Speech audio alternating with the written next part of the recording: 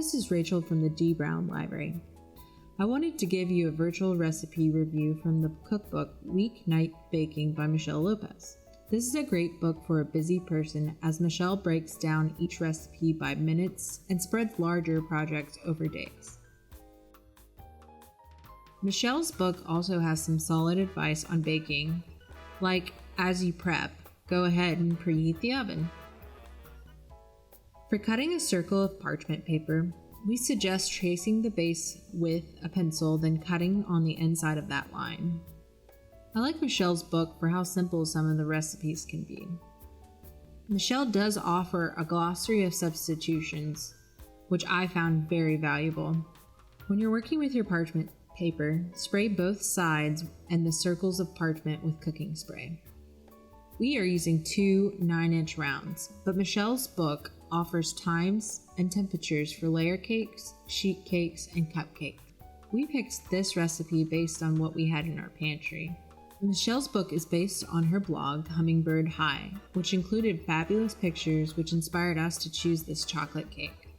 I also avoided any recipes with milk since we didn't have any in the house, but we happened to have buttermilk, which it called for. You'll see as I'm adding ingredients, I needed to get a second bowl. But it doesn't take anything special to make this cake batter. As you're adding your dry ingredients and it's coming together, don't overmix. The last step is adding the hot coffee. It sort of combines the batter. I used espresso powder instead of a freshly brewed cup, but just work with what you have. This is going to be a very loose batter compared to most batters.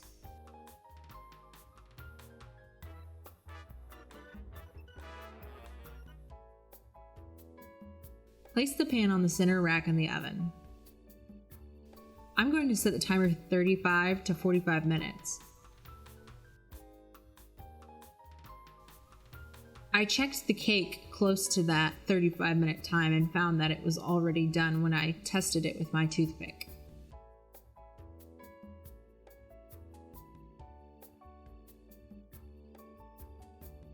To get that picturesque look, we followed Michelle's chocolate buttercream frosting recipe.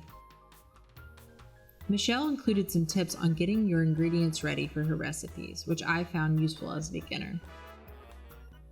Before I even started this recipe, I put my butter on the table so it came to room temperature.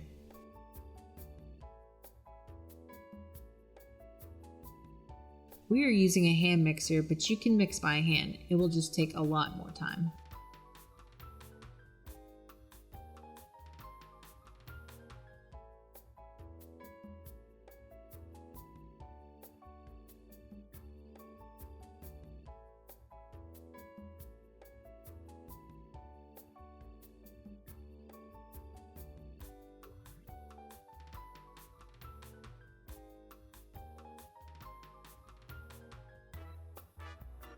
I'm going to wrap up this icing for the night, as we still need to make sprinkles before we call it a day.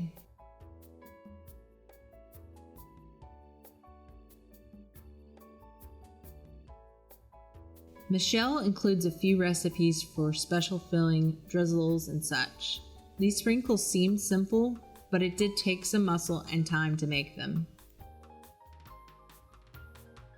This might be the step to skip to keep you from staying up late on a weeknight.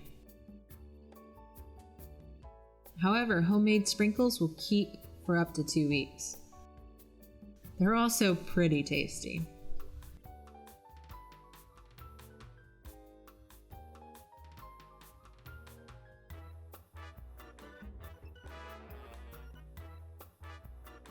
But using the Ziploc bag is not a great substitution for a proper piping bag.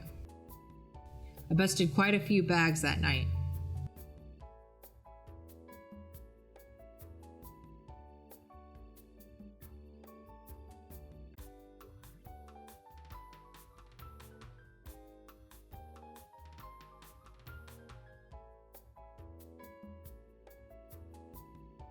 I felt like the cake and the frosting were accurate for the time it took.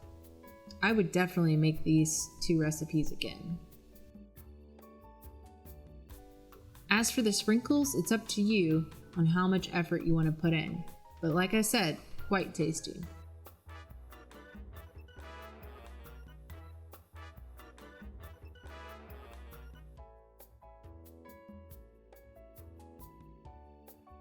Day 2. Once your sprinkles have had time to dry overnight, chop or break them up by hand.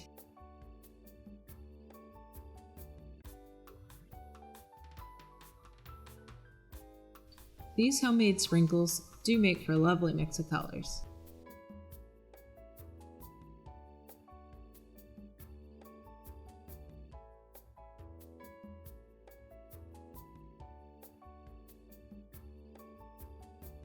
As you get ready to assemble, you'll want to set your buttercream out on the counter to come to room temperature to make it more spreadable.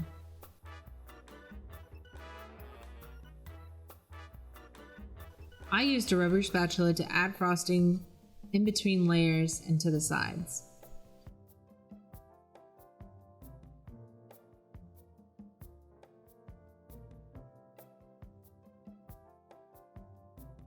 Lastly, we add our homemade sprinkles to the top.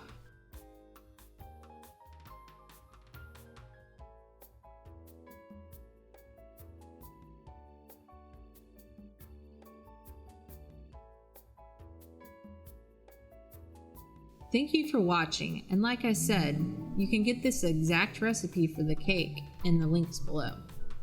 If you check out Weeknight Baking from the library, share your experience with us. What do you think, and which one was your favorite?